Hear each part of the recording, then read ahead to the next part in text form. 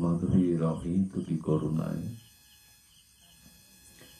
কেশবব্রতে মধুসূদন মাসিস্থ বঙ্গবসুন্ধরা আজ এই ভক্ত শ্রীগৃহঙ্গনে শ্রী শ্রী ভুবন পাবন হরিনাম সংকীর্তন ও পরম সুমঙ্গল ভাগবতী অনুষ্ঠান যেটি অনুষ্ঠিত হচ্ছেন, সেই অনুষ্ঠানের শুভারম্ভে প্রারম্ভে অস্মাদীয় পরম আরাধ্য উপজীব্য আতুল আতুল বন্দনীয় চরণ শ্রী শ্রী গুরু মহারাজের চরণ বন্দনা পূর্বক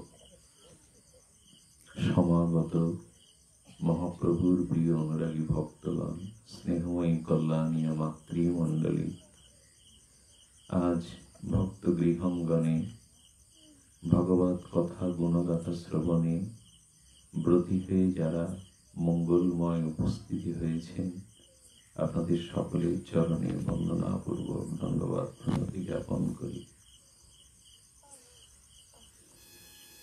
অনেকে একটি অভিমান থাকে, বুকে কষ্ট থাকে, আমি নিচু কুলে জন্মেছি, আমি উচ্চ কুল উচ্চ মর্যাদা নিয়ে জগতে আসিনি। তো ভগবান সেখানে বলছেন শুদ্রং বা ভগবত ভক্তং নিষাদং স্বপদং তথা বিক্ষন্তে জাতি সামান্য স্বজাতি নরকং ধ্রুবং।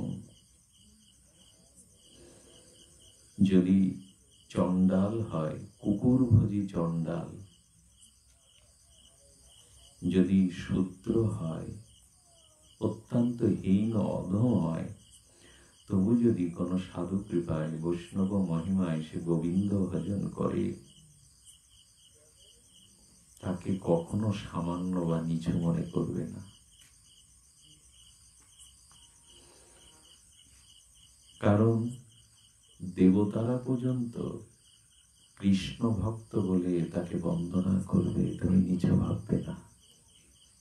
নিচু কুলে জন্মে সব অধিকার হতে বঞ্চিত হয়ে সমাজে যদি আমাকে অবহেলা ঘৃণা কেউ করে, তুমি কৃষ্ণ ভজন করো, তাতে কি হবে না, দেবতারা পর্যন্ত কৃষ্ণ ভক্ত মনে করে তোমাকে বন্দনা করবে।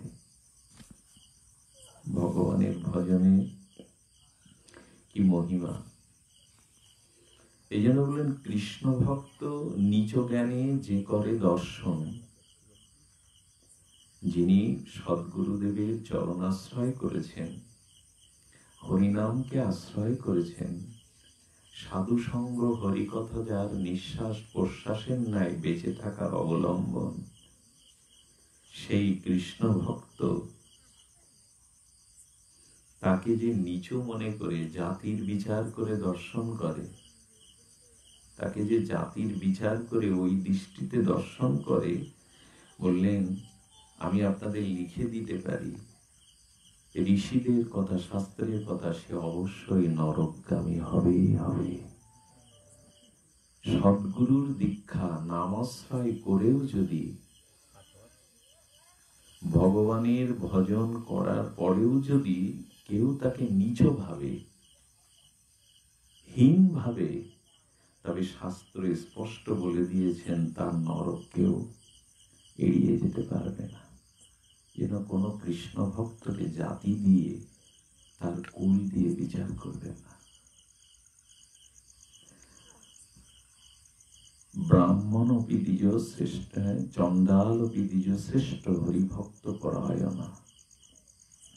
ভাগবত বলছেন, মহাপ্রভু নিজ মুখে বলেছেন, চণ্ডাল অপি দ্বিজ শ্রেষ্ঠ হরিভক্ত পরায়ণা। চণ্ডাল কুকুর ভোজি নিচ, সেও যদি গোবিন্দ ভজন করে, তবে তিনি সবার উপরে, তার স্থান দেবতাদেরও বন্দনীয়। আর সেই কৃষ্ণ ভক্তকে, সেই বৈষ্ণবকে যারা নিচ কুল নিচ জাতি হিসাবে হেয় করে, তারা অবশ্যই নরকগামী হবেন, এ কথা শাস্ত্র ঘোষণা করেছেন। ভক্তের জাতি বিচার যেন আমরা না করি। কৃষ্ণ ভজনে কোনো জাতি কুলের বিচার মহাপ্রভু রাখেননি। চণ্ডালকেও শ্রেষ্ঠ করেছেন যদি সে কৃষ্ণ ভজে। আচ্ছা, কিষ্কিন্ধার বানরগণের মধ্যে হনুমানের কি জাতির গৌরব ছিল? সে তো বানর জাতি, কিন্তু ভগবান রামের ভজন করে, রামের চরণ নিজেকে নিবেদন করে আজ হনুমান হয়ে গেল ভক্ত শ্রেষ্ঠ। পরাকাষ্ঠা, দাস্য ভক্তির পরাকাষ্ঠ হনুমানজি। এমনকি প্রহ্লাদ, ধ্রুবেরও অনেক উপরে হনুমান। আচ্ছা, বিভীষণ তো রাক্ষস কুলে জন্মালো। এই বাচ্চাগুলিকে থামো। বিভীষণ তো রাক্ষস কুলে জন্মালো, তো তিনি রামচন্দ্রের পাশে আজ রাজ সিংহাসনে আসীন হয়ে তিনি রাজ ও মর্যাদায় অভিষিক্ত হলেন। কেন? বলেন এই জন্য তিনি ভক্ত হনুমানের সঙ্গ পেয়েছিলেন, হরিকথার সৌভাগ্য পেয়েছিলেন, আর রাম ভজন করে আজ রাক্ষস জনিতে জন্মেও তিনি লঙ্কার রাজাধিরাজ হলেন। রামচন্দ্রের পাশে বন্ধু বান্ধব হয়ে তিনি সিংহাসনে বসলেন। মা সীতাকে যখন হরণ করা হয়, কোন দেবতা মুনি ঋষি এগিয়ে আসেনি। একজন বৃদ্ধ পাখি এসেছিল, জটায়ু। রাম ভগবান জটায়ুকে দেখে কেঁদে ফেলেছিলেন আর বলেছিলেন, দেবতা মুনি কেউ এগিয়ে আসেনি সীতার রক্ষার্থে, তুমি এসেছো, যুদ্ধ করেছো, তোমার পাখাকে ছেদন করেছে রাবণ, তুমি কোথাও যেতে পারছো না। তবে আমার মনে হয় আমার হারানো পিতা দশরথের আসনে আমি তোমাকে বসালাম।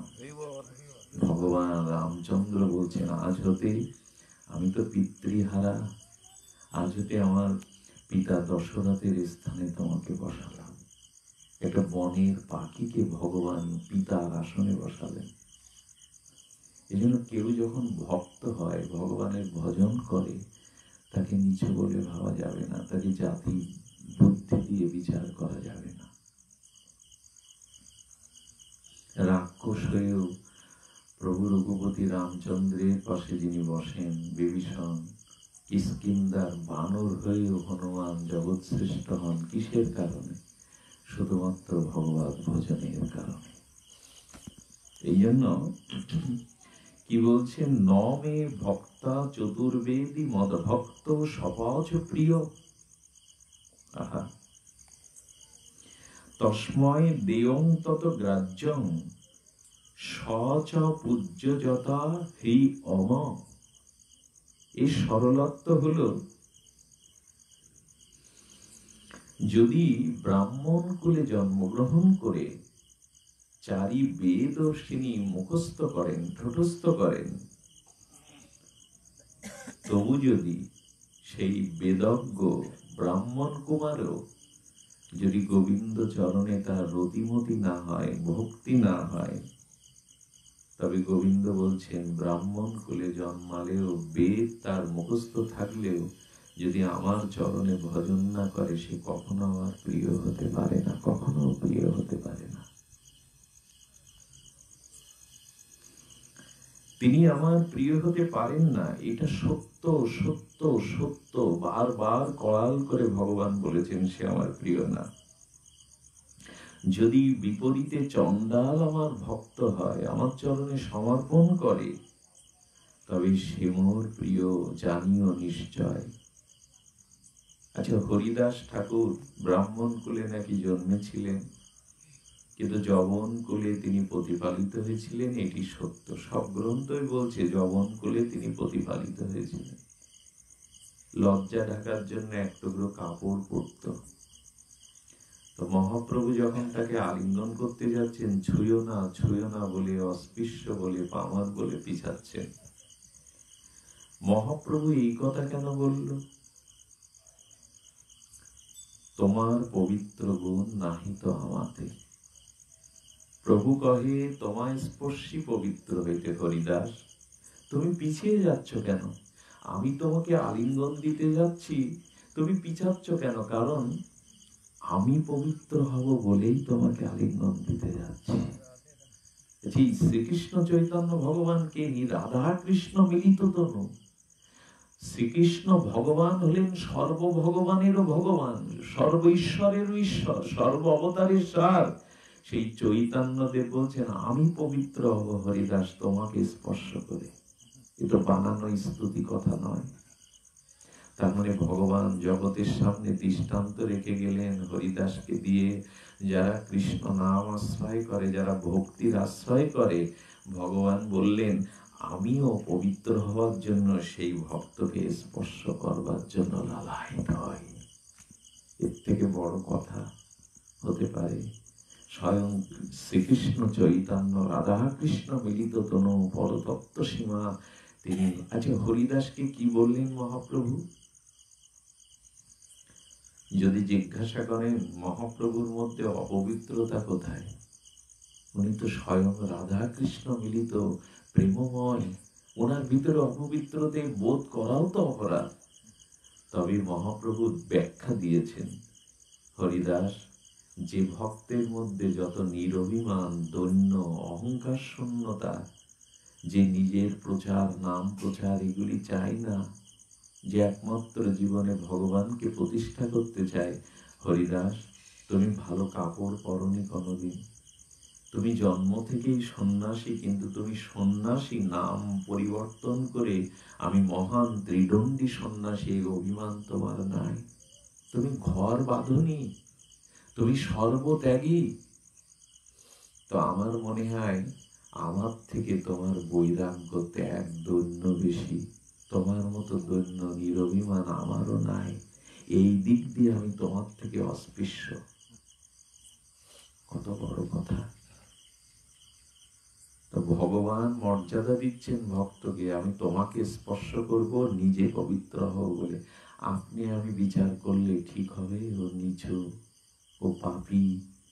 যদি ভজন করে কেউ, যদি সদ্গুরুদেবের আশ্রয় নিয়ে কেউ ভগবত ভজন করে, কখনো তাকে নিচ ভাববা যাবে না।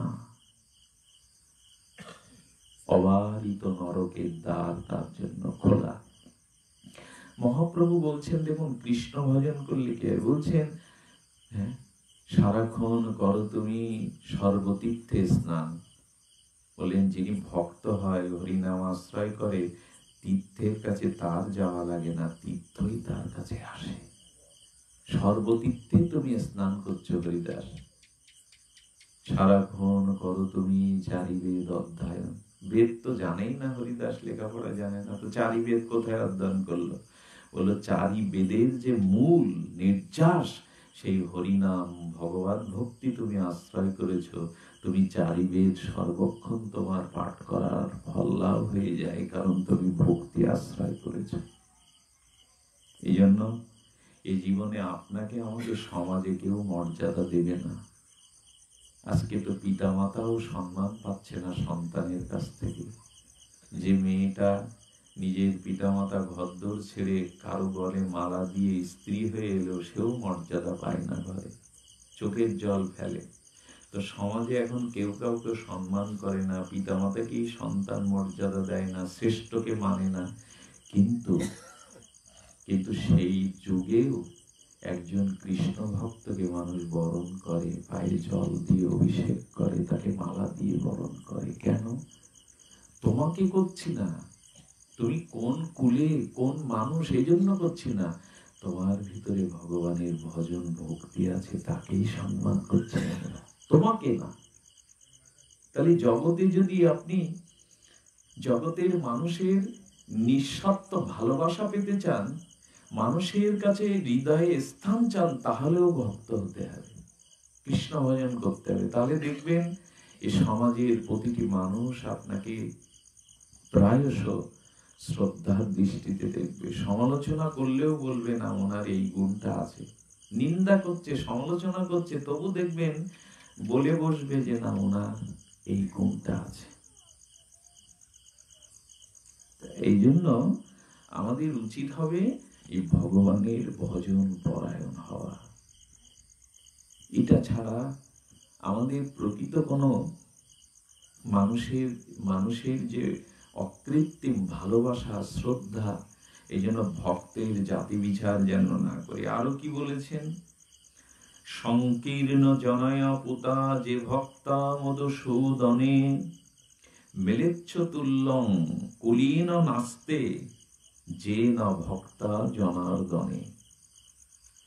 গোবিন্দের প্রতি সদা ভক্তি যারা করেন, বর্ণ সংকর হলে পুত হয় তারা। গোবিন্দের প্রতি সদা ভক্তি করে যারা, বর্ণ সংকর হইলে পুত হয় তারা। আর যারা কৃষ্ণ পদে ভক্তি না করায়, কুলীন হলেও সে মৃচ্ছ তুল্য হয়।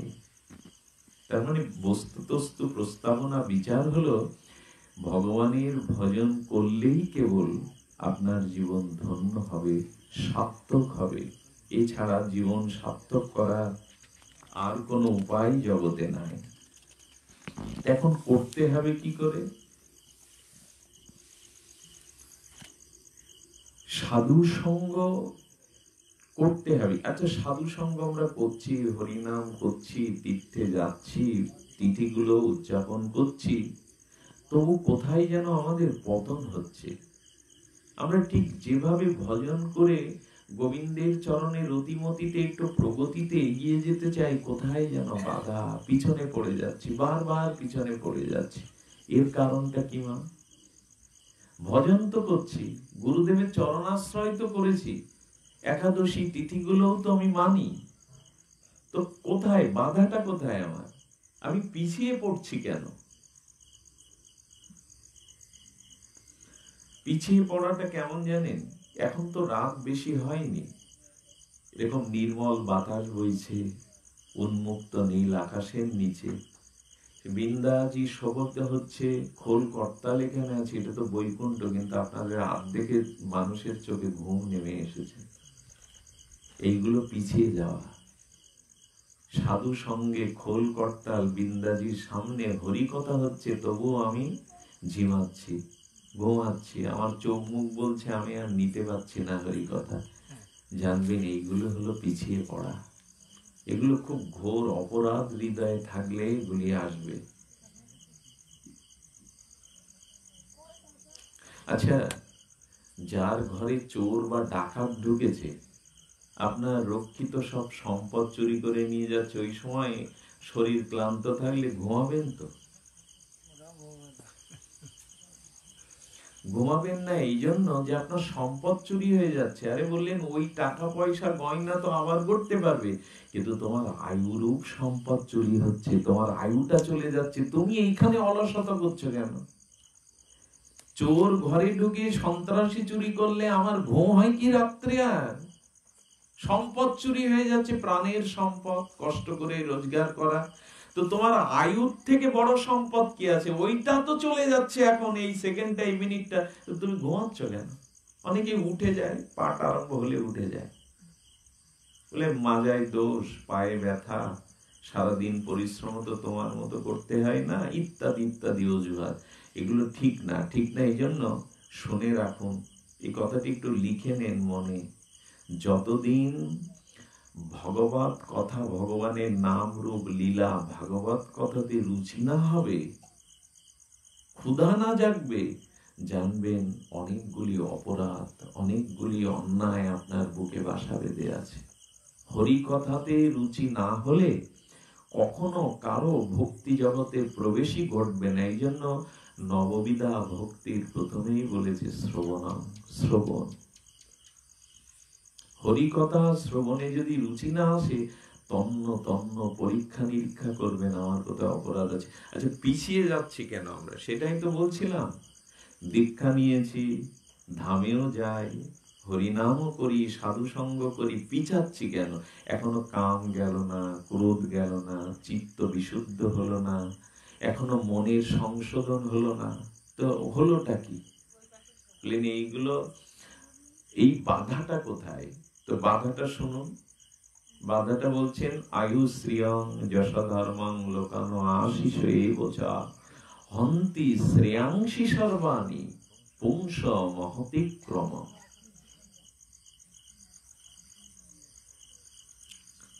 তার মানে কি বললো? তোমার বাধাটা কোথায়, দেয়ালটা কোথায়, অন্তরায়টা কোথায়? বলছেন আয়ুশ্রিয়ং যশধর্মং লোকানো আশিস এবচ। এত গুরুদেবের আশীর্বাদ, এত সাধুগুরুর আশীর্বাদ, এত পিতামাতার আশীর্বাদ, এত গুরুবর্গের আশীর্বাদ, এত ভাগবত কথা শ্রবণ, এত সাধু সঙ্গ, সবকিছুই তো করছি, কিন্তু না, প্রেম ভক্তির পথে অন্তরায় কালো মেঘ এসে ঢেকে দিয়েছে। কেন কি জানেন? একটাই কেবল কারণ, সেটা হলো আমি মহৎকে শ্রদ্ধা করি না, মহৎকে অতিক্রম করি, মহৎকে অবজ্ঞা করি। সামনে না করলেও, মুখে না করলেও, দেহের অঙ্গভঙ্গিমায় না করলেও মনে মনে আমি বৈষ্ণবকে, সাধুকে অবজ্ঞা করি। শুধু এই অপরাধের কারণেই সব গেল। আচ্ছা, কি বলেছেন দেখুন, মানে ভয় হয় এই কথা শুনলে। বললেন কারো আয়ু, তার যশ, তার শ্রী, তার ঐশ্বর্য, এমনকি বহু বহু দেবতার আশীর্বাদও হন্তি শ্রেয়াংশী সর্বাণী। আয়ু, শ্রী, যশ, তার সমস্ত আশীর্বাদ সবকিছু হন্তি, হত্যা হয়ে যায়, শেষ হয়ে যায়, বিনাশ হয়ে যায়। কি করলে? মহতিক্রম। যদি কখনো কোনো বৈষ্ণবকে, ভক্তকে, মহৎ যিনি, ভগবানের শুদ্ধ ভক্ত যিনি, বাইরে জয় রাধে বলেন, বাইরে দেখলে বাবা প্রণাম বলেন, বাইরে বলেন সবকিছু, কিন্তু মনে মনে তার প্রতি আপনি তাকে মেনে নিতে পারেন না, বা মনে মনেই বা বুঝিবা তাকে অবজ্ঞা করেন। এই মহৎ যদি ঠিক ঠিক যদি সে মহৎ হয়, যথার্থ যদি সে ভক্ত হয়, তাহলে ওই ভক্তকে মনে মনেও তাকে অতিক্রম করা, মনে মনেও তাকে যদি অশ্রদ্ধা এসে যায়, তাহলে কটা জিনিস নষ্ট হবে? আয়ু, শ্রী, যশ, আর কি বলছেন? লোকানো আশিস। পিতামাতা গুরুবর্গের আশীর্বাদ আপনার মাথার উপরে ছিল, কিন্তু ইহকাল পরকালের সর্ববিধ কল্যাণ বিনষ্ট হয় একটা কারণে, যদি মহৎকে অবজ্ঞা করে। যেসব কথাগুলি আমরা মনে রাখবো না, কি প্রয়োজন আছে আমার মহৎকে নিন্দা করা, মহৎকে অবজ্ঞা করা? এতেই তো সর্বনাশটা হয়ে যায়। ভজন করছি কি, কিন্তু কেন অনুরাগ হচ্ছে না, কৃষ্ণে ভক্তি হচ্ছে না? এর একটাই উত্তর, মহতিক্রম। দুর্যোধনের তো কম বল ছিল না, রাবণের তো শক্তি সাধনা কম ছিল না। ছিল কি? রাবণের সাধনা কম ছিল? কৈলাসটাকে হাতে ধরতে পারতেন, দেবতারা তার সেবা কার্য করত। তো কংস বা আমাদের রাবণ, দুর্যোধন, এদের তো শক্তি কম না। এদের পতন হলো কেন জানেন? এদের পতন হলো এরা মহৎকে অবজ্ঞা করেছিল। রামকে সাধারণ নর, মানুষ, এই ছাড়া রাবণ কোনোদিন সম্মান দেয়নি। ও তো একটা মানুষ, রাম একটা মানুষ, এই উপেক্ষা, অবজ্ঞা করেছিল। আর দুর্যোধন দ্রৌপদীকে, ভীষ্মকে অবজ্ঞা করার জন্য তার মহা পরাক্রমশালী হলেও ধ্বংস হতে হলো। দয়া করে চুপচাপ বসে থাকুন, কিছু করার দরকার নেই, কিন্তু কোনো মহৎকে মনে মনেও অবজ্ঞা করবেন না, ধ্বংস হতে হবে। আয়ু শ্রিয়ং যশধর্মং, এমনকি বলছে আপনার ধর্ম নষ্ট হয়ে যাবে। যে এই কথার উপরে আর কিছু বলা চলে? বলে তোমার যা ধর্ম, এই ধর্মও নষ্ট হবে যদি মহৎকে অবজ্ঞা করো। আচ্ছা, একবার এই দেখুন মহৎ অবজ্ঞার কি পরিণতি। একবার গুরু বৃহস্পতি, দেবতাদের গুরুকে বৃহস্পতি, ইন্দ্রদেবেরও গুরু। এখন দেবতাদের স্বর্গে গুরুদেব বৃহস্পতি এসে উপস্থিত হয়েছেন। সব দেবতারা তার চরণে প্রণাম করলো, কিন্তু অভিমানে একজন উঠল না, উনি স্বর্গের রাজা ইন্দ্র। তো গুরুদেবকে দেখে প্রণাম করল না, উঠে দাঁড়ালো না। এই জন্য বৈষ্ণব আসলে 6টা জিনিস করতে হয়। বৈষ্ণব আসলে মুখে একটু হাসি আনতে হয়। আজ কৃপা হবে, হরিকথা হবে, একটু আনন্দ পেতে হয়। যদি বলেন না মুখ শুকিয়ে যায়, তাহলে জানেন একটা অপরাধ হয়ে গেল। বাড়িতে কোনো আত্মীয় এলে, নিজজন এলে একটু আনন্দ হয় না, হেসে উঠি না, কতদিন পরে এলে। হ্যাঁ, তো বৈষ্ণবের থেকে আত্মীয় আপনজন কেউ নেই। তিনি আমাকে কৃষ্ণ ভক্তি দিতে এসছেন, করুণা, তাকে দেখে কি করতে হবে, একটু মুখে হাসি আনতে হবে। সুদামা যেদিন এসেছিলেন দ্বারকায়, সেদিন রুক্মিণী সত্যভামা প্রেয়সীগণকে কৃষ্ণ গোপনে বলেছিল, এখন থেকে তোমাদের মুখে যেন হাসি লেগে থাকে, হাসি যেন না ভরায়। বৈষ্ণব দেখলে উঠে দাঁড়াতে হবে, বৈষ্ণব দেখলে প্রসন্ন হতে হবে, বৈষ্ণব দেখলে মাথা নত করতে হবে, বৈষ্ণব দেখলে তার একটু স্তুতি করতে হবে, প্রশংসা করতে হবে। এগুলো না করাটা হলো অপরাধ। এইগুলো থাকলে আপনি যত ভজন করেন, লক্ষ নাম করেন, যতই আপনি যা কিছু করেন, সব ধর্ম নষ্ট হয়ে যাবে যদি মহৎকে অবজ্ঞা করা হয়। তো বৃহস্পতিকে দেখে দেবরাজ ইন্দ্র প্রণাম করলেন না। বৃহস্পতি মনে মনে কষ্ট পেয়ে গুরুদেব চলে গেলেন। তখন দৈত্যগুরু শুক্রাচার্য বলল, দৈত্যদেব, এই হলো সময়, যদি স্বর্গ দখল করতে চাও, দেবতাদের পরাজয় করতে চাও, তাহলে এই মুহূর্তে যুদ্ধ বাঁধিয়ে দাও, দেবতারা হেরেই যাবে। শুক্রাচার্য গুরুদেবকে বলছেন, গুরুদেব একটা জিনিস শুনুন, দেবতাদের গুরুভক্তি যতটা না, দৈত্যদের গুরুভক্তি তার থেকে কোটি গুণ। এই জন্য মাঝে মাঝে দেবতারাও দৈত্যদের কাছে পরাজিত হতো, কারণ গুরুবলই জগতের সর্বশ্রেষ্ঠ বল। যার গুরুবল নেই, গোবিন্দও তাকে রক্ষা করবে না। শুনে রাখুন, স্বয়ং ভগবান কৃষ্ণ বলছেন, গুরুদেব যদি তোমার উপরে রুষ্ট হয়, আমি রক্ষা করতে পারবো না। তা আমি মাঝে মাঝে খেপে গেলেও গুরুদেব রক্ষা করতে পারবে। গুরুদেবের এরকম মহিমা। কৃষ্ণ রুষ্ট হলে গুরু রাখিবারে পারে, এটা সকলের জানা কথা। জানা কথাটা ভালো করে জানতে হবে, যে ভগবান যদি আমার উপর রুষ্ট হয়, আমি বেঁচে যাব। গুরু যদি প্রসন্ন থাকেন, আর গুরুদেব যদি অপ্রসন্ন হন, কৃষ্ণ আমায় রক্ষা করতে পারবে। এক ভক্ত করেছে কি, বাড়িতে সাধু এসছে, খুব দৈন্য আছে ভক্তটি। তো সন্ধ্যাবেলা কি করেছে, ঠাকুর এরকম দুটো ধূপ একটু একটু দেখায় দরজা ভেজাই দিয়ে বা সাধুদের আরতি করতে শুরু করেছে, বৈষ্ণবদের। আচ্ছা, আরতি করলে এবার পাখা দিয়ে বাতাস দিচ্ছে, সাধুদের চরণ সম্বরণ করছে, পা টিপে দিচ্ছে, বাতাস দিচ্ছে, সে ওদিকে ভগবানের খোঁজ নেই।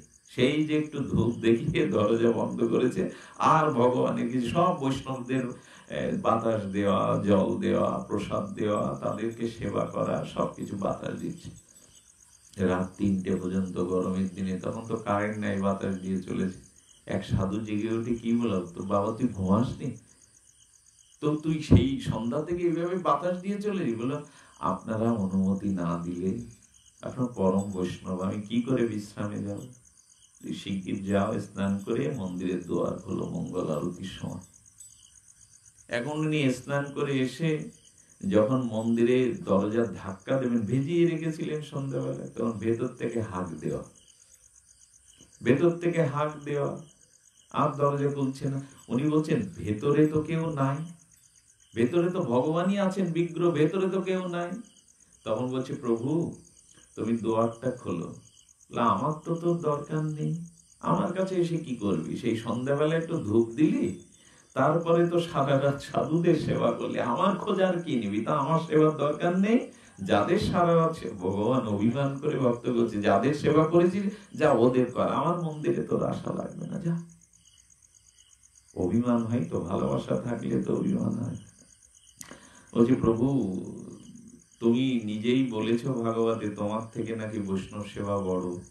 এটা ঠিক করেছি, ভক্ত বা কম যায় কেন? বলছে তোমার থেকে কৃষ্ণ, কৃষ্ণের থেকে কৃষ্ণ ভক্তের সেবা বড়, বৈষ্ণব সেবা বড়, তাহলে ভুল করলাম কোথায়? আচ্ছা, তুমি বেশি অভিমান দেখাতে যেও না, তাড়াতাড়ি দরজা খোলো। ও শাসনের সুরে বলছে, ভক্ত ভগবানের কি মহিমা। গোবিন্দ যেন মনে মনে বলছেন, কেন যাদের সেবা করেছো করো, আমার কাছে তোমার আশা লাগবে না। বলে, ভগবান তুমি রাগ করে কিছু করতে পারবে না আমার। তুমি যতই অভিমান করো, রাগ করো, আমি ঠিকই করেছি, তুমি অভিমান। তখন ভক্ত খুব দৃঢ় কণ্ঠে বলছেন, তুমি রাগ করলে, তুমি অভিমান করলে এই সাধু বৈষ্ণব আমায় রক্ষা করতে পারবে, কিন্তু সাধু বৈষ্ণব যদি আমার প্রতি বিরক্তি হয়, তুমি আমায় রক্ষা করতে পারবে না, এটা জেনেই আমি সাধু সেবা করেছি সারা রাত। গোবিন্দ তখন হাসতে হাসতে দুয়ার খুলে দিলেন, জগৎকে দেখালেন, জানালেন। ভগবান বলছেন, আমারে যে সম্মান করে, আমারে যে পূজা করে, সে আমার ভক্ত না। কি কথা গো! গোবিন্দ বলছেন, আমারে যে সম্মান করে, আমারে যে পূজা করে, সে আমার ভক্ত না। আমার দাস, আমার ভক্তের যে সম্মান পূজা করে, সেই আমার কাছে শ্রেষ্ঠ, সেই জগতে শ্রেষ্ঠ। কথা তো কৃষ্ণ নিজেই বলেছেন। এই জন্য কোনো মহৎকে, ভক্তকে মনে মনে অবজ্ঞা করবেন না। এই কলিতে বর্তমান সময়ের দোষ, এটা আমাদের দোষ না। বর্তমান সময়ে কেউ কাউকে শ্রদ্ধা, বাইরে শ্রদ্ধার ভাব দেখায়, কিন্তু মনে মনে এইটি হলেই তার ধর্ম নষ্ট হবে, তার আয়ু নষ্ট হবে, তার শ্রী নষ্ট হবে, তার ইহকাল পরকালের সর্ববিধ মঙ্গল নষ্ট হয়ে যাবে। এই তো বাবা। তাহলে ভজন আমি অল্প করি, ক্ষতি নেই, কিন্তু মহৎ অবজ্ঞা করলে কিন্তু বেশি ভজন করেও পার পাবো না।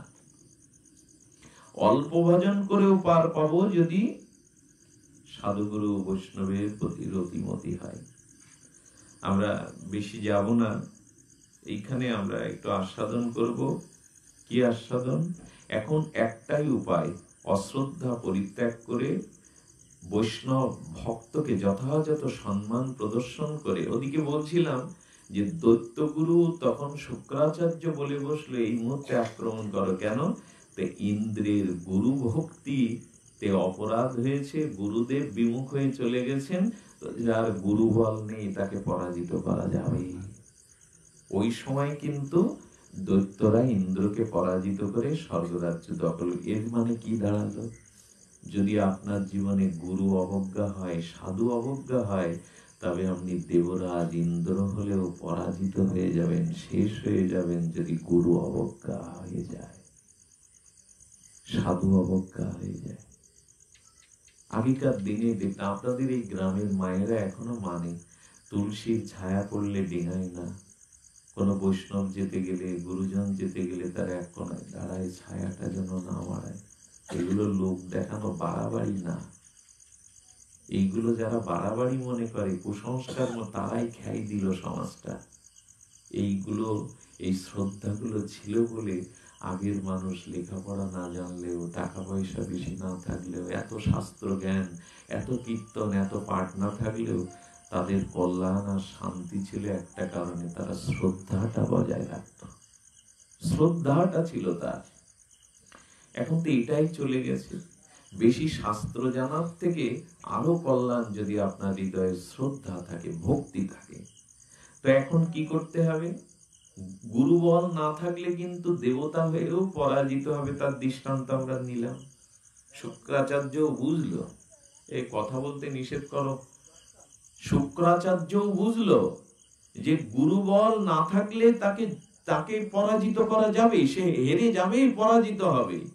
তা আমাদের জীবনে অনেক কিছু আছে, কিন্তু পরাজয়, গ্লানি, হতাশা যায় না, কারণ কোথাও না কোথাও আমাদের সাধুচরণে অপরাধ রয়ে গেছে।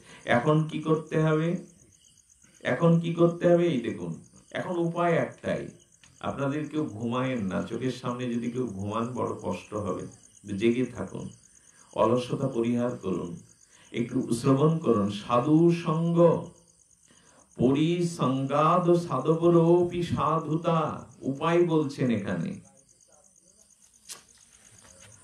অগঙ্গামপি গঙ্গাং সৎ গঙ্গায়াং পতিতাং পয়। কি বলছেন? সাধু সঙ্গে অবৈষ্ণব গণ ভক্ত হয়। এখন উপায় হলো, সর্ব উপায়ের শ্রেষ্ঠ উপায় হলো সাধু সঙ্গ। এই সাধু সঙ্গ পরিসংগা দৌরপি সাধুতা। একটা সাদা কাপড় বরঞ্চ একটা লাল রং দেওয়া, জলে চুবালেই যদি সাদা কাপড়টাই গেরুয়া রং হয়ে যায়, তবে সাধু সঙ্গে হৃদের মনটা রাঙিয়ে দিয়ে, অশুদ্ধ হলেও তোমার মনটা সাধু সঙ্গে রাঙাতে পারলে তুমি সাধু হয়ে যাবে। সাধু সঙ্গটা। আচ্ছা, আজকে যারা এখানে এসেছেন তাদের ভাগ্য বলি, আমি জ্যোতিষী না, তবু আপনাদের ভাগ্যটা বলি। ভগবান যখন কোন জীবকে করুণা করবেন বলে তার দিকে তাকান, সবার দিকে ভগবানের দৃষ্টি আছে, সবাইকে তিনি ভালোবাসেন, কিন্তু বিশেষ করে যেমন পূর্ণিমাতে সমুদ্রের জলটা বৃদ্ধি পায়, অন্য দিনে পায় নাকি? একই তো নদী, একই তো সূর্য চাঁদ থাকে, কিন্তু পূর্ণিমাতে উচ্ছ্বসিত হয়। তেমনি ভগবান কোন জীবকে প্রেম ভক্তি করুণা দান করবেন যদি মনে করেন, তাহলে সেই জীবকে কি করান? বলে সেই দিন তাকে সাধু সঙ্গ করিয়ে দেন। তার মানে ভগবান কোন জীবকে করুণা করবেন যদি মনস্থির করেন, তাহলে সেই করুণাটা সাধু সঙ্গ পাইয়ে দেন তাকে। তার মানে ভগবানের কৃপাতেই আমরা এখানে, বুকে যদি ব্যথা উঠত, কোন দুঃসংবাদ আসতো, যদি আসতে গিয়েই বা ভ্যান থেকে পড়ে গিয়ে অ্যাক্সিডেন্ট হতে পারতো, এমনি পড়ে গিয়ে কিছু হতে পারতো, ডাক্তারখানায় ছুটতে হতো, তার মানে আপনি এখানে আসেননি, ভগবান আপনাকে বিশেষ কৃপা করবেন এই দৃষ্টিতে তাকানোর কারণে। আর যদি বৃষ্টি নামতো আপনারা আসতে পারতেন, ঝড় আসলে আসতে পারতেন। তার মানে আপনার ভাবা কি উচিত জানেন? ভাগবত বলছেন ভগবান কোন জীবকে করুণা করবেন যদি মনে করেন, সেই দিন সেই ক্ষণে তাকে সাধু সঙ্গ জুটিয়ে দেন। আচ্ছা, তাহলে ভগবান কোন জীবের প্রতি কৃপা করবেন সেই দিন তাকে সাধু সঙ্গ করান। আর যদি আমি উপযাজক হয়ে সাধু সঙ্গে যাই, বললেন এটার ফল কি জানেন? বললেন কোন কোন জন্মের যদি আপনার খুব যাগ যোগ্য পুণ্য কর্মের দ্বারা পুণ্য সঞ্চয় থাকে, তবে সেই পুণ্য সঞ্চয় থাকলে মানুষ উপযাজক হয়ে সাধু সঙ্গ করতে যায়। আর ভগবান যদি কারো প্রতি কৃপা দৃষ্টি দেন, তবে তাকে সাধু সঙ্গে ঠেলে দেন ভগবান। নিজের পুণ্য জমা থাকলে সে নিজে যায় সাধু সঙ্গ করতে, আর ভগবান কারো প্রতি কৃপা করবেন বলে যদি করুণার দৃষ্টি তাকান, তাকে সাধু সঙ্গ করিয়ে দেন। তো কি বলছেন এখানে? বলছেন সাধু সঙ্গে অবৈষ্ণবগণ ভক্ত হয়। তো তার দৃষ্টান্ত কেমন? বলে ড্রেনের জল গঙ্গায় পড়লে যেমন গঙ্গা জল হয়ে যায়। তো সহজ কথা, কলকাতার যার বাড়ির ড্রেনের জল, দূষিত জল, তা যদি গঙ্গায় ফেলে দেয়, তাহলে আর ড্রেনের জল থাকলো? বাড়ির জল থাকলো? গঙ্গায় স্রোতে মিশে গঙ্গা জল হয়ে গেল। তা আপনি যেই সাধু সঙ্গে এসে পড়লেন, অপবিত্র হলেও পবিত্র হয়ে গেলেন, ভক্ত কৃপা হয়ে গেল।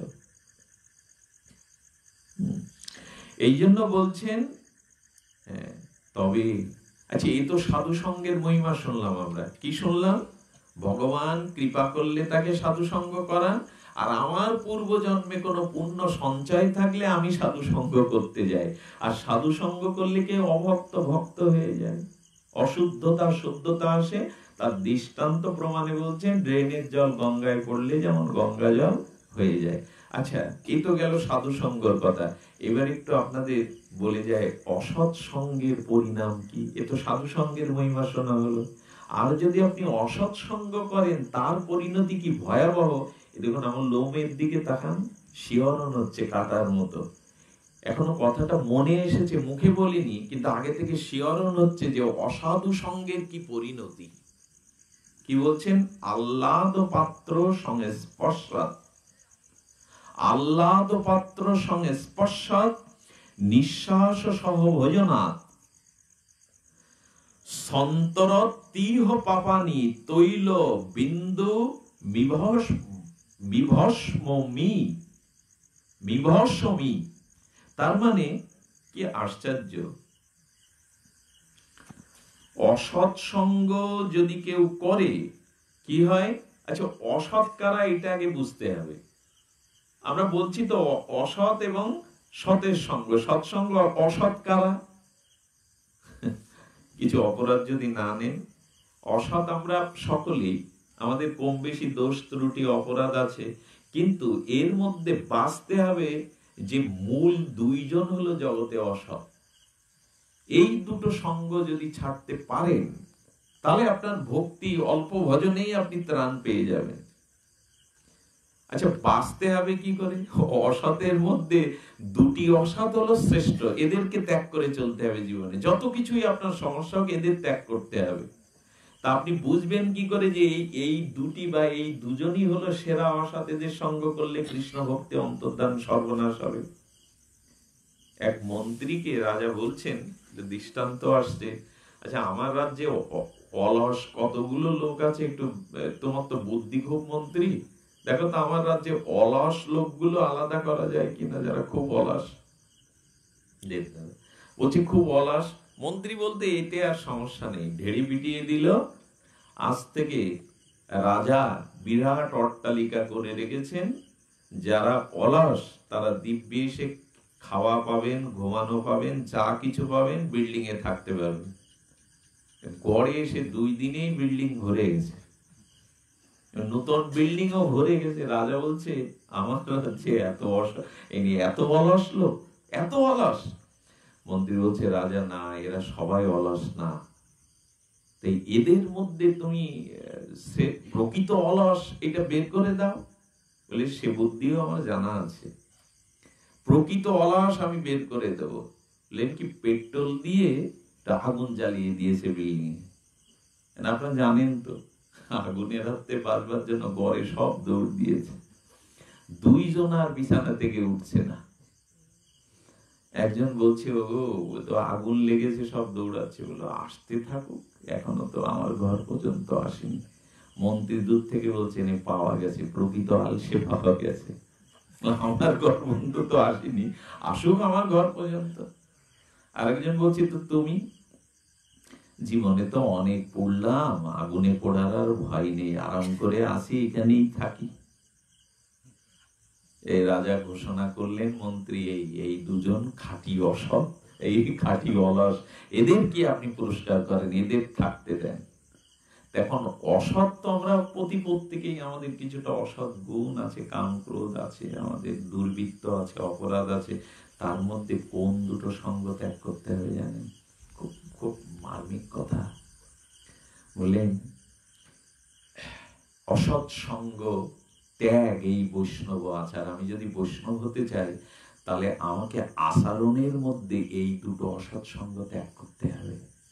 অসৎ সঙ্গ ত্যাগ এই বৈষ্ণব আচার, স্ত্রী সঙ্গী এক আর অসাধু কৃষ্ণ ভক্ত আর, এই দুজনই হলো শ্রেষ্ঠ অসৎ। এদের সঙ্গ করলে, সঙ্গ না এদের সাথে বাক্যালাপ যদি করেন, আপনার বহু পূর্বজন্মের সুকৃতি নষ্ট হয়ে আপনার জীবনই ধ্বংসপ্রাপ্ত হবে। যদি আলাপ করেন, একসাথে বসে খান, তাকে স্পর্শ করেন, বলে কিরকম সর্বনাশ হবে জানেন?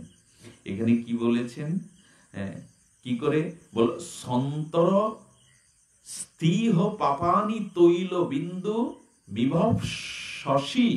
আচ্ছা, এক বালতি বা এক গামলার জলের উপরে একটা সর্ষের তেল ছেড়ে দিই, কি হয় মা?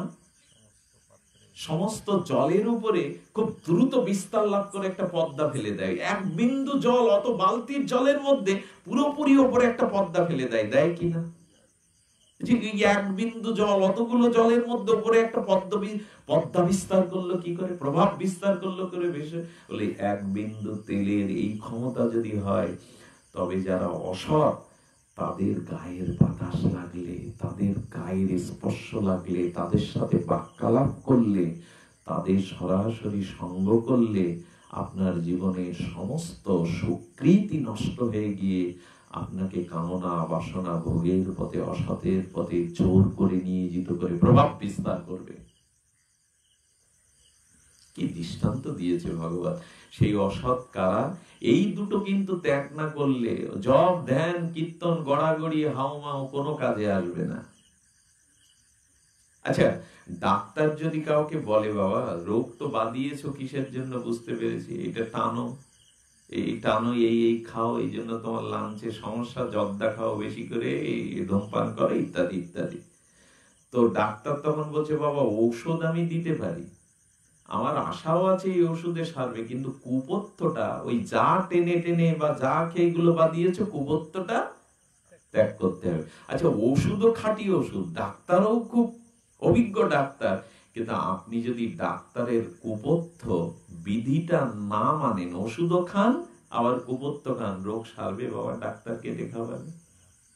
তা আপনি সাধু হতে চান, ভগবানের কৃপা লাভ করতে চান, তাহলে আপনাকে কুপত্য ছেড়ে দিতে হবে। ঔষধ হলো কৃষ্ণ নাম, ঔষধ হলো সাধু সঙ্গ, আর কুপত্তটা ছাড়তে হবে। কুপত্তটা কি?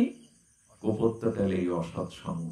এ যতদিন আছে, যতই ব্রহ্মাজি এসে যদি আপনাকে জ্ঞান দেয়, কাজ হবে না। স্বয়ং ব্রহ্মাও যদি আপনি সঙ্গ করেন, কাজ হবে না। কেন না হবে না? এই জন্য অসৎ সঙ্গের। অসৎ সঙ্গ তাহলে কি বললাম? স্ত্রী সঙ্গী আর অসাধু কৃষ্ণ অভক্ত, এই দুটো। তার মানে আমি আগে ক্ষমা চেয়ে নিয়েছি, আমি আপনাদেরই ঘরের ছেলে, বালক, নর্দমার কীট, মূর্খ, অধম। তবু একটু সাহস করে বলি, কোন পুরুষের যদি পর স্ত্রী বা নারীর প্রতি খুব প্রবল আসক্তি থাকে, অন্য কিছুর থেকে এই আসক্তিটা তার বেশি, এবং নারীদের আলোচনা, নারীদের গোপনে যে ছবি, অশ্লীলতাগুলো দেখতে ভালো লাগা, টিভিতে হোক, নেটে হোক। আরেকটা জিনিস কি জানেন মানুষের?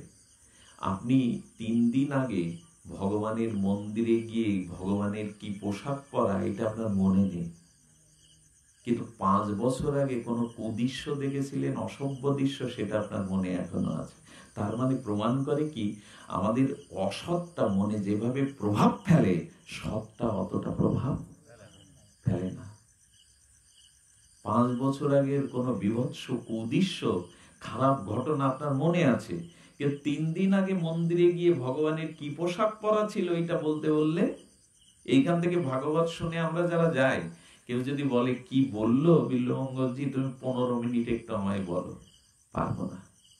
কিন্তু কেউ অপমান করলে, গালি দিলে, কোনো কিছু কুবর্ণনা দিতে থাকলে হুবহু বর্ণনা দিয়ে যেতে পারো। এগুলোর মানে কি? এগুলো সব অসৎ সঙ্গের প্রভাব, ভালোটা মনে ধরে না। তো বলছেন, যে পুরুষের নারীর কথা শুনতে ভালো লাগে, নারীর অশ্লীল দৃশ্য গোপনে দেখতে ভালো লাগে, এবং যে নারীরও পরপুরুষের প্রতি প্রবল আসক্তি, এই দুজনই হলো জগতে এই যে নারীমুখী, পুরুষমুখী যাদের, তাদের কাছে গেলে কি হবে জানেন? সরাসরি অসৎ নারীর সঙ্গ করলে যতটা পতন না হয়, এদের সংস্পর্শে, এদের কাছে গেলে তার থেকে বেশি পতন হয়।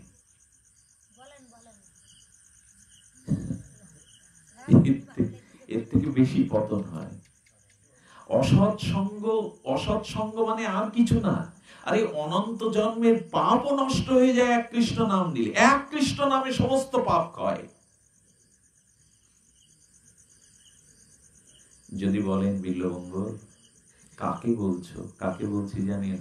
আমি আপনাদের বলছি না, নিজেকে বলছি। উনি বলছেন, বলেন বলেন, হরি কথা যারা বলে তাদের সাবধান করেছে, তুমি ভাববে তোমার সামনে কেউ নেই, তুমি তোমাকে বলছো। আর প্রকৃত শ্রোতাকে জানেন?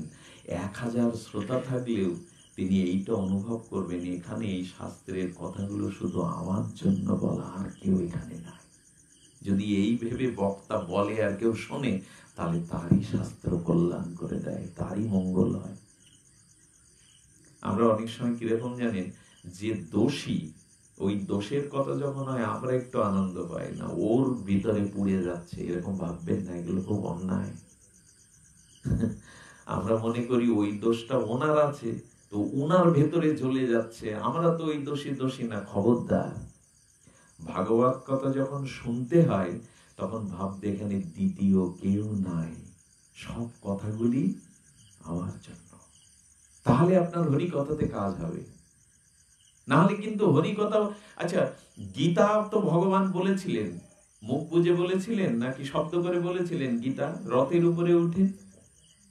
তো অর্জুন, সঞ্জয় আর হনুমান রথের উপরে শুনেছিল, কপিধ্বজ, আর কেউ শুনতে পায়নি। কেন? কৃষ্ণ তো জোরে জোরে বললেন, কেউ শুনতে পায়নি কেন? বলেন অন্যরা গুরুত্ব দেয়নি। কৃষ্ণ যে কথা বলছে, অন্যদের শ্রদ্ধা বা গুরুত্ব ছিল না।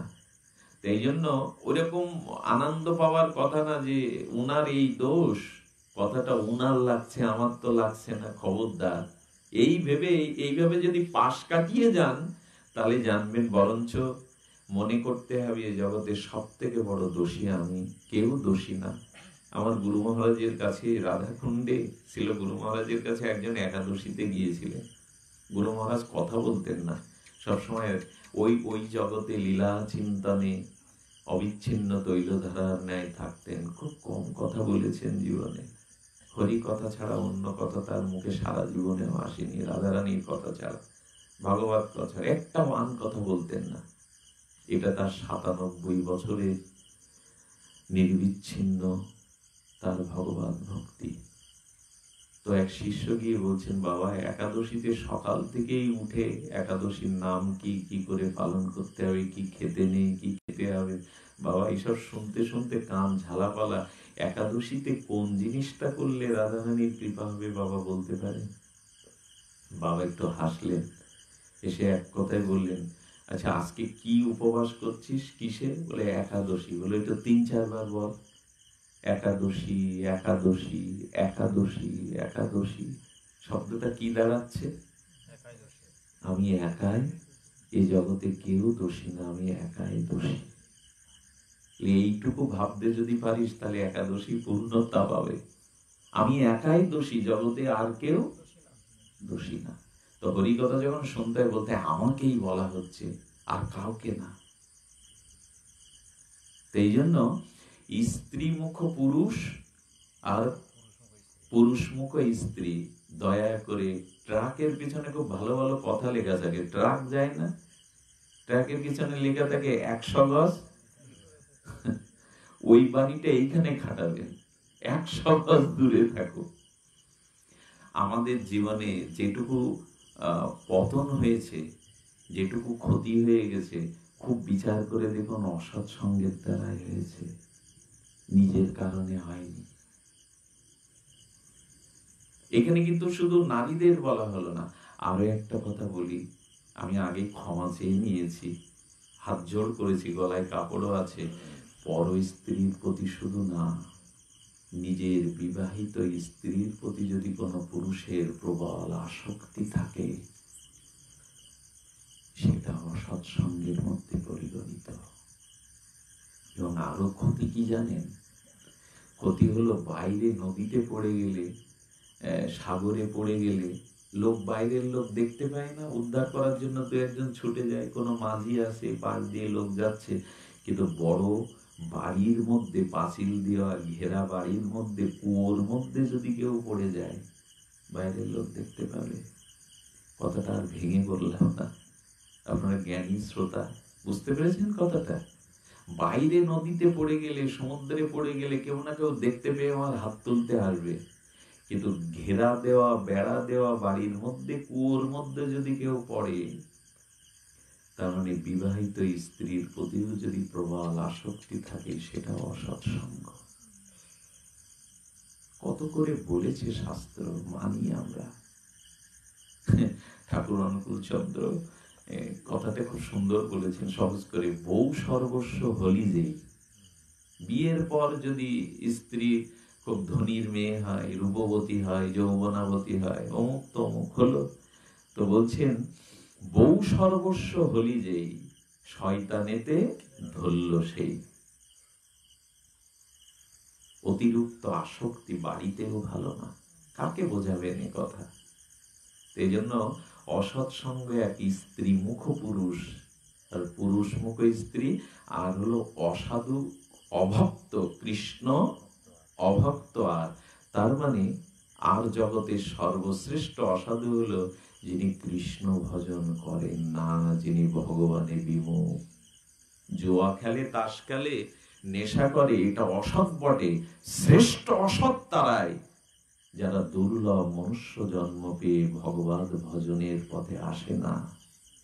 আরে রেখে দাও, তোমার আমি বাবা সেবা করব, সত্য কথা বলবো, ভালোভাবে ব্যবসা চাকরি করব, তোমাদের মতোই গড়াগড়ি তিলক মালা হরি হরি, এই তাদের ভাষায় দান করব, ঔষধ যার নাই কিনে দেব, খুব করো তুমি।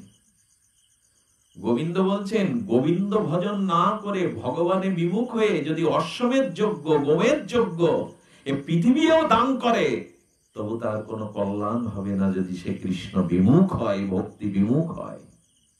দান করলে পুণ্য হয়, পুণ্য হলে বড় লোকের ঘরে জন্ম হয়, নাহলে স্বর্গে যাওয়া যায়, এর বেশি কিছু হয় না। কৃষ্ণমুখী হতে হবে। যারা এখনো দীক্ষা নেয়নি, যারা ভজনই করে না, যাদের ভগবানের প্রতি নাস্তিকতা, বৈষ্ণব দেখলে টিটকারি করে, হরি নামে নাচা গাওয়া, মাথায় শিক্ষা দেখলে যারা টিটকারি করে, যারা ভগবত ভজনমুখী না, ভগবত বিমুখ, এরাই হলো জগতের শ্রেষ্ঠ অসৎ। এদের পাশ দিয়ে 10 হাত দূরে দিয়ে চলে যাবেন। আপনাকে উপহাস করে করুক, বড় কথা বলে বলুক, হ্যাঁ বড় বাঁচতে শিখেছে, খুব বড় সাধু হয়ে গেছে, বলে বলুক, তাতে কি ক্ষতি। হাতি এসে যায়, পেছনে কুকুর ঘেউ ঘেউ করে, আর গ্রামের বৃদ্ধরা গ্রামের মধ্যে হাতি দেখলে গণেশ মনে করে, গজেন্দ্র মনে করে, বুড়োরা প্রণাম করো হাতিকে দেখলে, গণেশ গজানন। তা হাতির একটা নিয়ম কি জানেন? ও মস্তিতে হাঁটে। ও যে ওর সামনে বুড়োরা গ্রামে নমস্কার করছে, প্রণাম করছে, তাদের দিকেও তাকায় না, আর পেছনে কুকুর ঘেউ ঘেউ করলে ওদের দিকেও, বলে যে তোমার প্রশংসা করছে ওটাও নেবে না, যারা তোমার পিছনে নিন্দা করছে, হাতি মস্তিতে হেঁটে যায় নিজের মতো। সাধু হলো এই, প্রশংসাও নেব না, নিন্দা যারা। তবে নিয়ম কি জানেন? প্রশংসা যারা করে তারা সামনে দাঁড়ায়, হাতিকে দেখলে নম করে, আর ঘেউ ঘেউ যারা করে তারা জীবনে সামনে আসে না, করে কোথায়? পেছনে। কাউকে জ্বালাতে যাবেন না। হনুমানকে লেস পড়ানোর জন্য রাবণ বলছে, যার বাড়ি ঘি তেল পটি কাপড় আছে বেঁধে দাও। হনুমান বলল, কোন মহৎকে, কোন সাধুকে যদি হিংসায় জ্বলে তাকে পোড়াতে যাও, তাহলে হনুমান বলল পরিণামটা একটু পরে দেখবে, তার ক্ষতি হবে না, কিন্তু যে পোড়ানোর চেষ্টা করে তার লঙ্কায় পুড়ে যায়,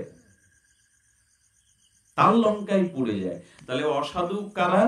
এখন যদি আমি আপনাদের বলি, অনুষ্ঠান শেষে আমি একটা কুইজ করব, আমি কাউকে কলম দেবো, একটা খাতা বই দেবো, বলুন অসৎ কারা। এসব কুইজ অনেক জায়গায় করে, যে মনে আছে কিনা কথাটি। তাহলে যারা ভজন বিমুখ, কৃষ্ণ বিমুখ, তারা অসৎ, আর যারা নারী মুখ বা পুরুষ মুখ, এরাই হলো সমস্ত আলসের মধ্যে যেমন ওই দুজন শ্রেষ্ঠ আলসে, আর সমস্ত অসতের মধ্যে এরা দুজনই শ্রেষ্ঠ অসৎ। এসব কথা আমার ভালো লাগছে না, না বলে উপায় নাই। একটু এসেছি একটু কৃষ্ণ কথা, একটু লীলা কথা শুনতে, তবে তবে ভিত ভালো করতে হবে। 7 তালা দেব তো 3 তালা দেব, তা ভিতটা যদি ভালো না হয় তো 5 তালা 3 তালা তো টিকবে না। এতক্ষণ একটু ভিত গড়ে নিলাম।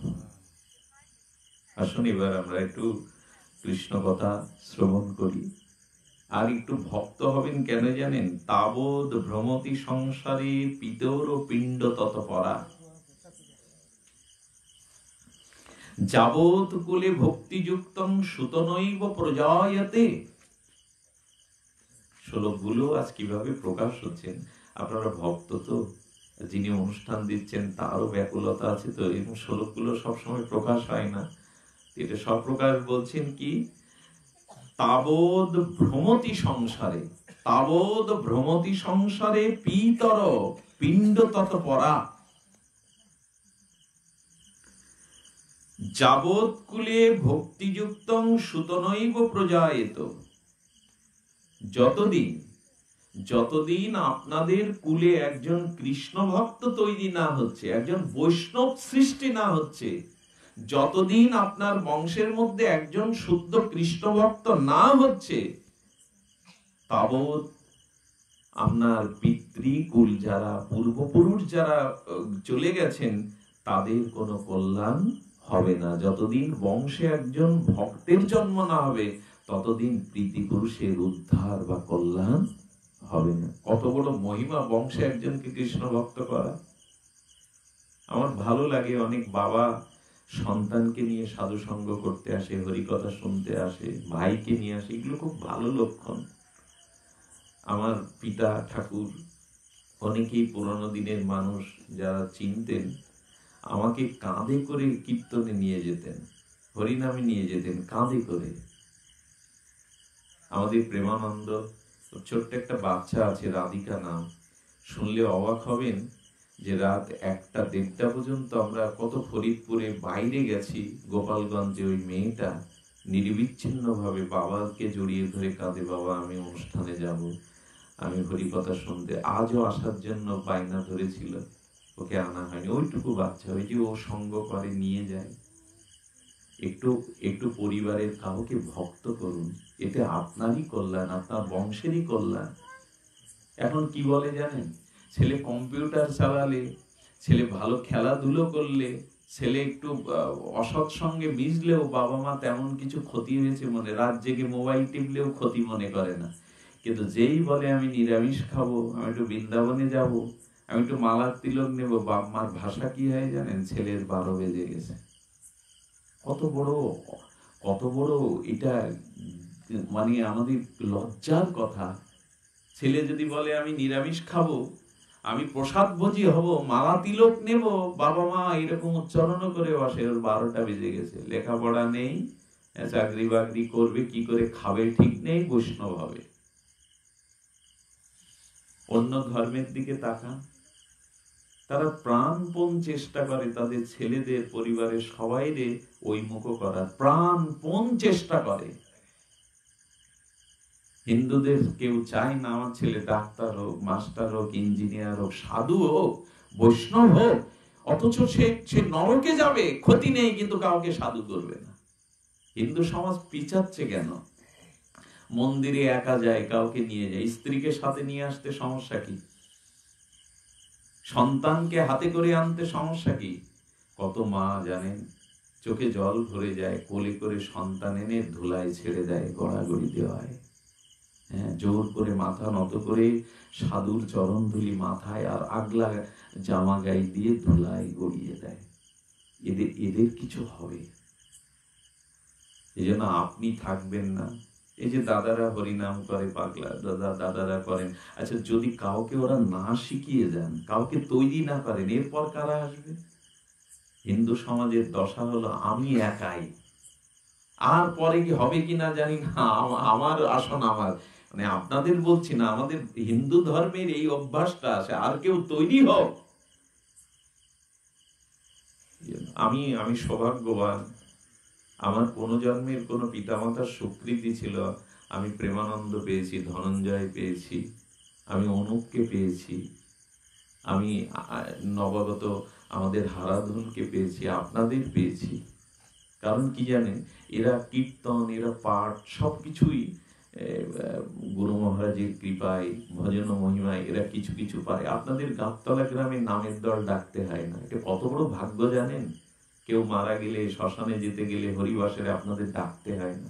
খোল করতাল নামের দল আপনাদের ঘরে আছে। কত গ্রাম আছে জানেন, মরে গেলে হেঁকে ডেকেও নামের দল পাওয়া যায় না। মানুষ একটু হরিনাম দেবে, তখনও দল নেই, বাইরে থেকে টাকা দিয়ে ভাড়া করে কে আনবে? এই জন্য এটা ভাগ্য যারা আছে তাদের এগিয়ে দিতে হবে। তো এই জন্য বলছেন, তাবৎ ভ্রমতি সংসারে, তারা পূর্বপুরুষরা বারবার ভ্রমণ করবে, মুক্তি হবে না যদি তারা বৈষ্ণব না হয়। এবার আসুন আমরা একটু চলে যাই, একটু আমাদের ভক্তি লাভ করতে গেলে এতক্ষণ যা বললাম এই ভিতে, এখন একটু কি করতে হবে? বলতে হবে, তৎ অশ্চ্যুত কথা লাভ করণ পীযূষ বর্জিতম তদ্দিনম দুর্দিনং মন্যে মেঘাচ্ছন্নং ন দুর্দিনম। অনুষ্ঠান দিচ্ছে, দাদার নাম কি? সাগর। আমি জানি, আপনাদের একটু নামটা বলালাম এই জন্য, উনাকে বলছি কথাটা, ওনার মা বা ওনার স্ত্রী যারা আছে তাদের বলছি। এখানে কি বলছেন দেখুন, ততশ্চ্যুত কথা লাভ কর্ণ, ততশ্চ্যুত কথা লাভ, কথা আলাপ কর্ণ পীযূষ বর্জিতম।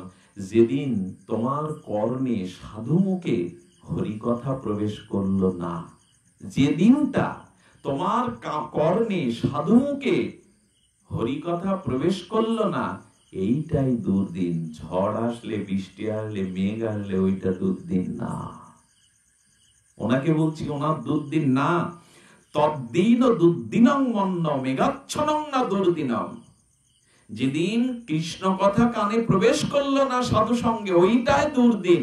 মেঘাচ্ছন্ন দিন দুর্দিন, আবার মেঘ কেটে যাবে, ঝড় আবার থেমে যাবে, কিন্তু যে দিনটা কৃষ্ণ কথা শোনা হলো না, ওটাই আমার দুর্দিন। ভাগবত কি এই জন্য সাধু মুখে হরি কথা শুনুন, সাধু মুখে ভগবত কথা শুনুন, তাহলে কি হবে? তাহলে কল্যাণ হয়ে যাবে। হরি কথাতেই আমাদের মহা কল্যাণ হবে। হরি কথা বিনা, সাধু সঙ্গ বিনা আমাদের কোনো কল্যাণের পথই খোলা নাই। তো সবশেষে আপনাদের একটু জানাই পরম তত্ত্ব কথা, সেটা হলো সাধু সঙ্গ হরি কথাতেই আমাদের প্রেম ও ভক্তি সঞ্চারিত হবে। কৃষ্ণ ভক্তির জন্মমূল হয় সাধু সঙ্গ। কৃষ্ণ ভক্তির জন্ম হয় কোথায়? সাধু সঙ্গে। সাধু সঙ্গে ছাড়া, বীজ ছাড়া তো বৃক্ষ হয় না। তেমন কৃষ্ণ ভক্তির বীজটাই হলো সাধু সঙ্গ। এই জন্য ভাই তর্ক বাদ দিয়ে, নাস্তিকতা বাদ দিয়ে সাধু সঙ্গে হরি কথা শোনো। তবে সেই সাধু সঙ্গ করতে হবে যে সাধু প্রকৃত ভগবানের ভজন করেন, শুধু বাইরে না, যার অন্তরে সাধুত্ব আছে, যিনি ভগবানের ভজন করেন, এই এই এই সাধু সঙ্গ। এই জন্য বলছেন, আমাদের আক্ষেপ করে ঠাকুর মশাই বললেন, হরি হরি কৃমর কর্ম অতি মন্দ। নরোত্তম ঠাকুর দাস মহাশয়, হরি হরি কৃমর কর্ম অতি মন্দ, ব্রজে রাধা কৃষ্ণ পদ না সেবিনু তিল আধ, বুঝিনি রাগেরও সম্বন্ধ। আমি তিল আধ, একটা তিলকে, কতটুকু ছোট তিল, তার আর্ধেক করলে কতটুকু হয়, অতটুকু সময় আমি সাধু সঙ্গ করলাম না, আমার কি উপায় হবে? আমি রাধা কৃষ্ণ বোঝে ভজন করলাম না, আমার কি উপায় হবে? এই জন্য সাধু সঙ্গের মহিমা, সাধু সঙ্গের কৃপা মহিমা আমরা যাতে গ্রহণ করি। আর বলছেন যে আমাদের রূপ সনাতনের আনুগত্যের দৈন্য অধিকার হয়ে নিরহংকার চিত্তে হরিকথা শ্রবণ কীর্তনে হলো আমাদের একমাত্র গতি, একমাত্র পথ। সেই সাধু সঙ্গ হরিকথায় আমাদের রুচি হোক। বহু জ্ঞান বহু বিদ্যা জেনে কি হবে, যদি কৃষ্ণ ভজন না হয়, হরিকথাতে রুচি না হয়? তবে এক গুরুদেব তার শিষ্যকে বললেন, যা বাবা, অনেক কাল আমার এখানে পড়ে আছিস, তুই তীর্থে তীর্থে মহতের দর্শন সঙ্গ করে একটু জ্ঞান লাভ করে আয়। আচ্ছা, উনি কি করলেন? গুরুদেব আজ্ঞা দিয়েছেন, তীর্থে তীর্থে সমস্ত জায়গা ঘুরে ঘুরে 12 বছর পরে চলে এসেছেন। কিরে?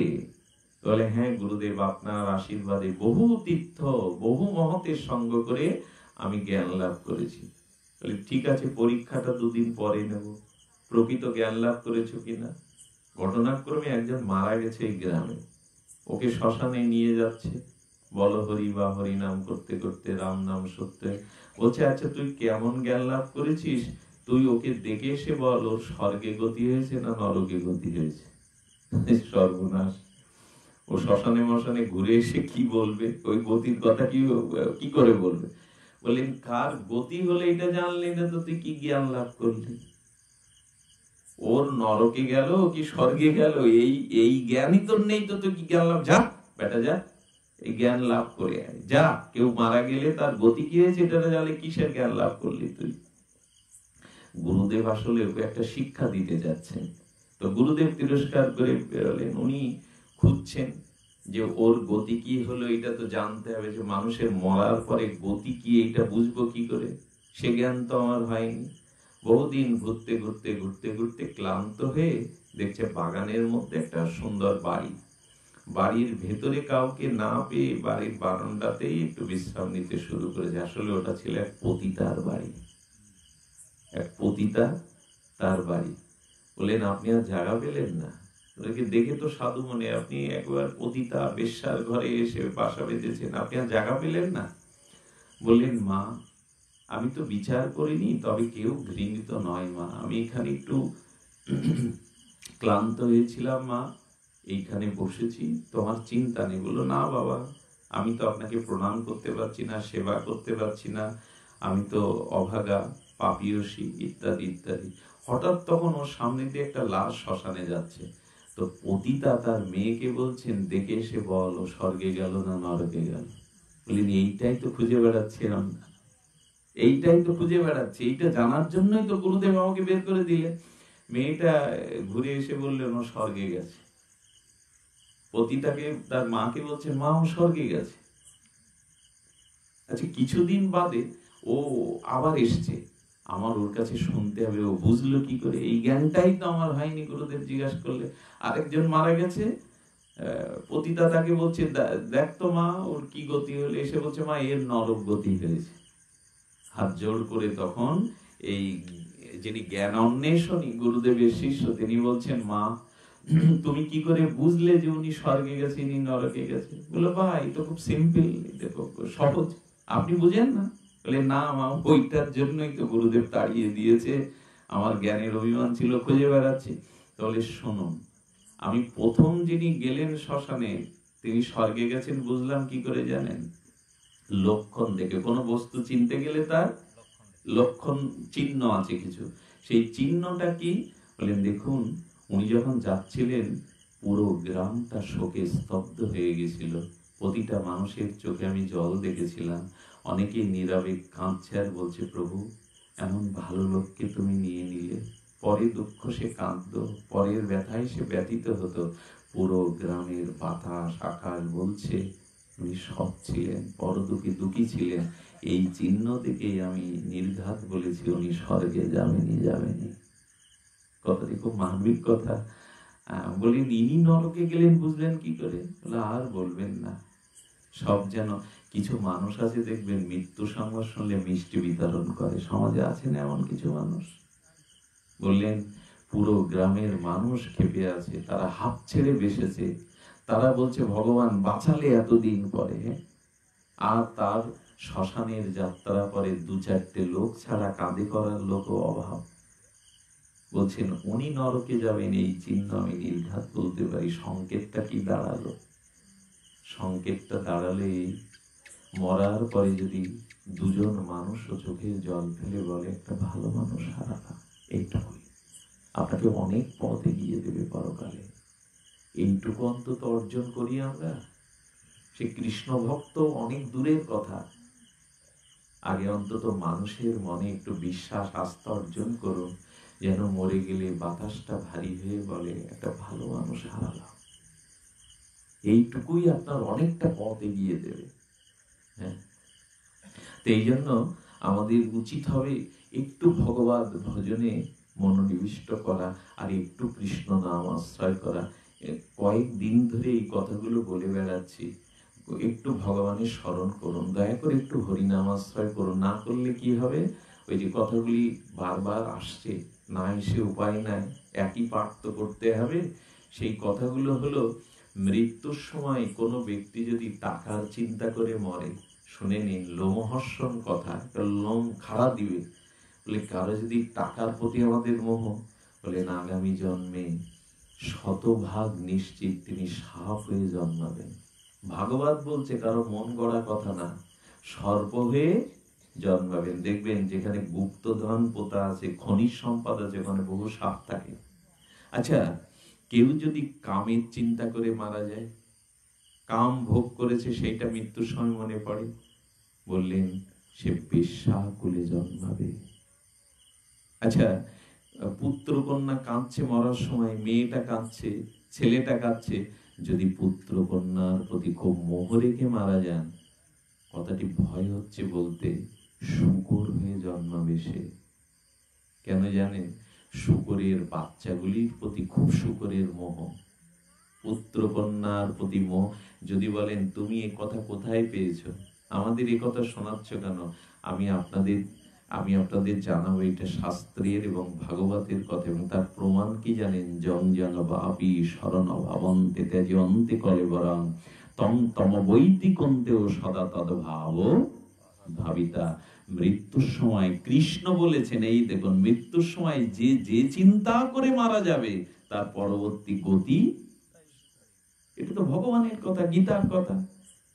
এমনকি যৌবনে যিনি রাজ্য ছেড়েছিলেন, যৌবনে যিনি স্ত্রী পুত্র ত্যাগ করে জঙ্গলে তপস্যা করেছিলেন, যার নামে এই ভারতবর্ষ, সেই রাজা ভরত পর্যন্ত মুনি হলেও, যৌবনে রাজ্য ত্যাগ করলেও মৃত্যুর সময় হরিণের চিন্তা করায় হরিণ হয়ে, এর থেকে বড় প্রমাণ আর কি চান? সরকার কি বলে দেয়? ফাঁসির আসামির জন্য একটা শেষ সুযোগ থাকে না? সরকার বলে তোমার ফাঁসির মওকুফ ছাড়া তোমার শেষ ইচ্ছাটা সরকার সংবিধানে আছে পূর্ণ, ফাঁসির আসামে একটা শেষ ইচ্ছা পূর্ণ করায়। তো গোবিন্দ বললেন, আমি একটা সুযোগ দিয়ে দিলাম, মৃত্যুর সময় যদি আমার স্মরণ করতে পারো, আমি একটা সুযোগ দিয়ে ওই ইচ্ছা পূর্ণ করবো, আমি তোমাকে আমার চরণে নিয়ে নেব।